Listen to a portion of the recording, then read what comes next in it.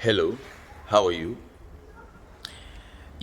I've been telling you about unnecessary expenses incurred in catfish business. Like in every other business, the best thing to do in order for you to keep going forward is to try as much as possible to minimize production cost so that profit can be maximized. Now, one of the things or areas, or some of the areas in which you can actually minimize production cost, very important.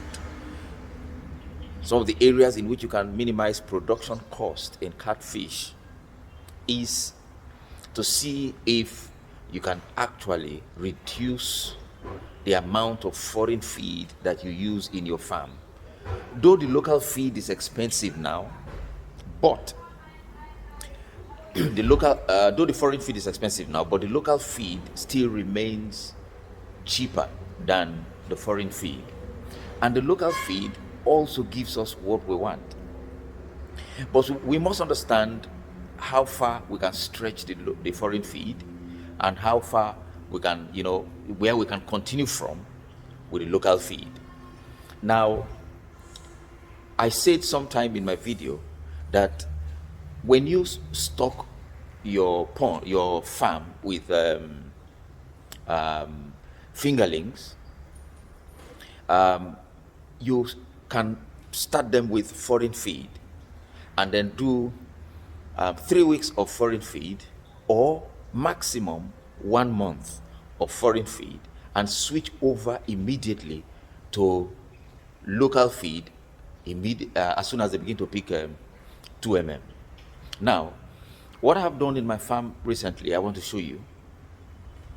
I stocked fingerlings 3 weeks ago and I fed them with foreign feed 4 hourly, 4 times in a day. Now, let us go and see the result that I have gotten from this style of feeding 4 hourly foreign feed for 3 weeks. Now I'm about to switch over to 2 mm local feed because I have gotten the result that I need. So there's no need for me to delay stretching foreign feed, because if I keep buying foreign feed, it means I am not reducing production cost, and it is going to affect me when I want to harvest because I've put so much. I have heaped up production cost, and it will tell on the profit that I'm making. So let us see what the fingerlings that I have managed for 3 weeks with foreign feed is like. And I'm about to go into local feed immediately without wasting time. This business is all about perfect timing, precise timing, so that you can save some money and then maximize your profit. So let's see what it is like. Let's go down to the pond now. This is the fingerlings I brought in 3 weeks ago. You see them? They are now set for local feed, 2 mm local feed. So without wasting time, I'm going into local feed immediately. Tomorrow is actually going to make them 3 weeks. Okay, but I consider that they are 3 weeks. They are good enough now to pick 2 mm. So that's what they look like. Now, with this, now I can save some extra, unless I can save some money, and then at the end I'm going to make more profit. But if you continue with foreign feed here, you are going to deplete your profit and increase your production cost. And at the end of the day, you might not be able to balance the deficit. You might not be able to balance the whole thing. And then loss can come from there. Now, so this is what it is. You look at the fishes, they're doing very well. And they're just 3 weeks from fingerling stage. And, I'm happy about my result. Like I always say, my methods are not cast on marble. You can take them or you leave them. Some people have better methods, but this is working for me. So this is what it is. I'm trying to save money. The whole idea is to save money, money to reduce production cost, So that's what it is. I'm sure viewers are looking at it, you're enjoying what you are seeing. These are just 3 weeks old from fingerling stage, and they are beautiful. They are beautiful. They are beautiful. So from now on, they take on 2 local on to about 4 months, 5 months. Then I harvest. Another area where we have to look into is the area of creating your own power. In this part of the world, we do not have constant power supply, so we create our own source of power by using generating sets, and then this generating sets need diesel or petrol to run them. Now, if you have to buy diesel or petrol to run your generating sets, so that you can boost your borehole to pump water into your tank, and then say you have about 1,000 fishes, and then you have just one borehole, which is about 1 horsepower or less than 1 horsepower. Now, it will take longer time for you to pump water, and the longer it takes for you to pump water, the more petrol or diesel you will need to run your engines. Okay, now if you have about 5,000 fishes and you have one borehole, you might stay for several hours having to fill up your tanks, because for about 5,000 fishes you'll need about say close to 20,000 or more 6x4 tarpaulin tanks, or concrete ponds, but a lot of them also. Now, if you have one borehole and then you want to use it to manage such a farm of about 5,000, you stay for several hours.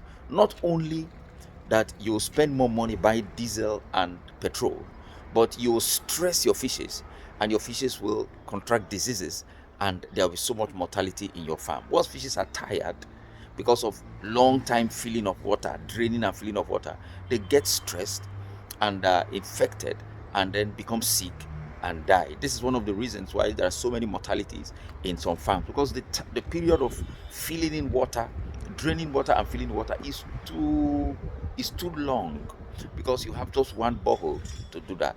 Now, not only, like I said, your fishes will die, but you will spend too much money having to drain and fill water, because you have one borehole for 5,000 pieces of fishes. So I'll advise that instead of one borehole, the only way to reduce the cost of petrol or diesel is to increase the pressure, the pump, the way your water pumps in water. Instead of, let's say 1 hour, you can increase the pressure, and then you pump for 30 minutes, 20 minutes, 25 minutes. This is I'm just giving an example. It might be 3 hours, 4 hours, but you can also reduce 3-4 hours to 1 hour. It all depends on how much pressure you get, and how much pressure you get depends on how many boreholes that you have. You must not try to save cost by not putting in boreholes. If you try to save cost by not putting in boreholes, you spend much more over time buying diesel and petrol. Now, this will definitely eat into your profit, and then you do the business, and then profit is not coming. You say, oh, this business is not good. No, this is one area that we must look at. In my farm here, as it is here, out here, that is it. That's it. In my farm here, we have it inside also. Now, we can't afford to do anything here with less than 4 boreholes. Okay, now this is it also. Okay, this is it also. Now, we handle this farm with 4 boreholes for now, and each one of the sumo pumps in the boreholes is 2 horsepower. So what we have in this farm at every time pumping water is 8 horsepower that is very active. Now you have, this is one of the sumo. um, this is another. Now this is another. The fourth one is in back there somewhere. I can't get to that. I can't get to that place now. So we'll have 4 boreholes, and I'm intending to put 2 more boreholes in this thing to increase pressure. Because the idea of increasing pressure is so that I can buy diesel, you know, lesser. Okay. Now let me say something. If I don't have all the boreholes that I need, all the sumo pumps that I need in this farm, strong sumo pumps in this farm, we'll be doing here will take, say, about 24 hours. It's quite big. And then we'll be spending about 10 to 12, let's say 12,000 naira for diesel every day. But as it stands now, because the pressure is quite high, we are spending um 3,000, 4,000. Calculate 3,000 compared to 12, about 12,000. You see the mighty difference. It's a big difference. Now another thing I have to tell you guys is this. Now when you increase your pressure, that is by adding more boreholes, you must also increase your pipe. Look at the size of this pipe.